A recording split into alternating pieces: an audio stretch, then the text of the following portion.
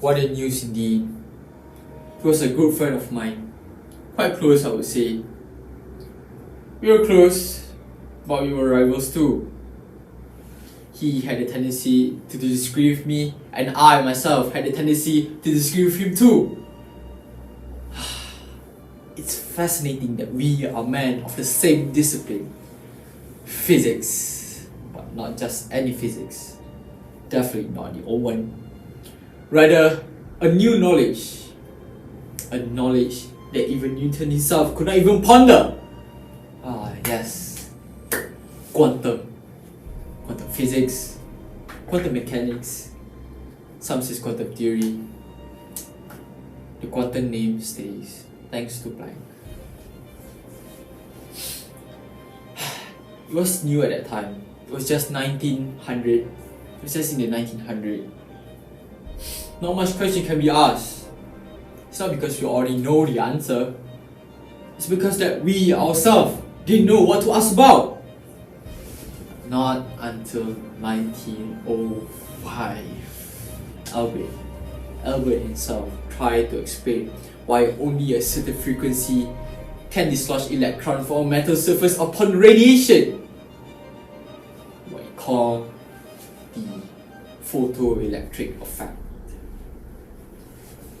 I dare say it started there.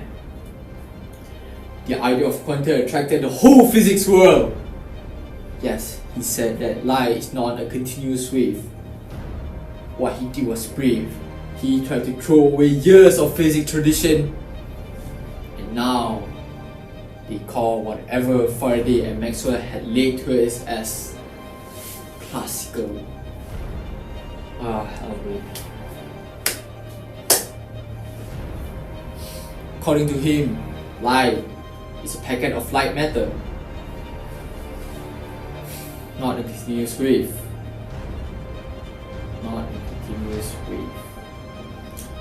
What I've known from my studies at Mohamad and as a physics graduate in Copenhagen has always been a wave.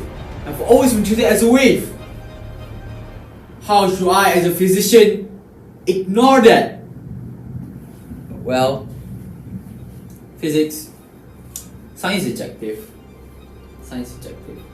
I can see the scientific truth in Einstein's explanation, no matter how hard I try to disprove it. And yes, then in 1921, Albert won his first Nobel Prize. I still remember. And then, in 1922, I won my Nobel Prize. Yes. The Royal Swedish Academy of Sciences, Stockholm, Sweden has, after due consideration, decided to award the 1922 Nobel Prize in Physics to Niels Bohr David Bohr for his services in the investigation of the structure of atoms and of the radiation emanating from them. You hear that, Albert? Who won his Nobel Prize? By using your hard to believe theory. Yes, me.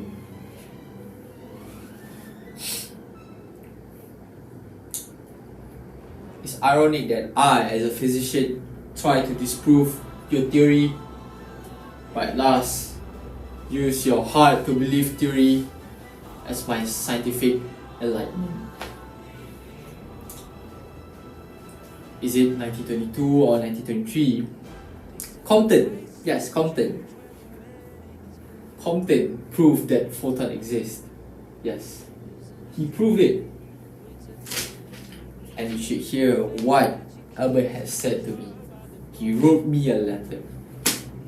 I believe it has come to your knowledge the work of our American peers in St. Louis, Arthur Holly Compton, in his scattering experiment demonstrating the particle nature of electromagnetic radiation.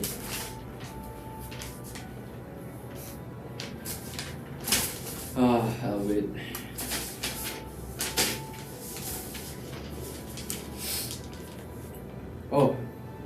would very much like to hear your insight upon this matter. Regards, Albert.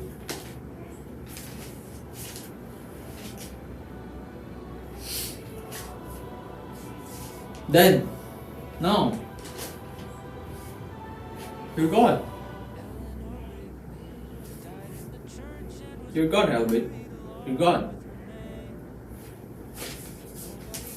Your son wrote a telegram to me. A telegram from Hans, son of Albert. Mr. Ball, with great sadness, we announce the loss of our beloved father, Albert Einstein, on April 18 April 1955 in Princeton Hospital. His last words, dearly here written for you. I've done my share. It's time to go. I'll do it elegantly. His remains will be cremated in Trenton, New Jersey. Regards, Hans.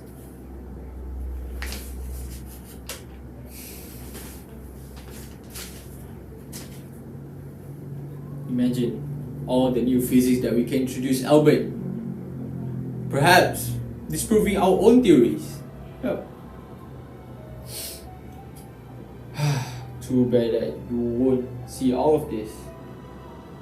I mean, now you can ask himself, is quantum real or is it a probability?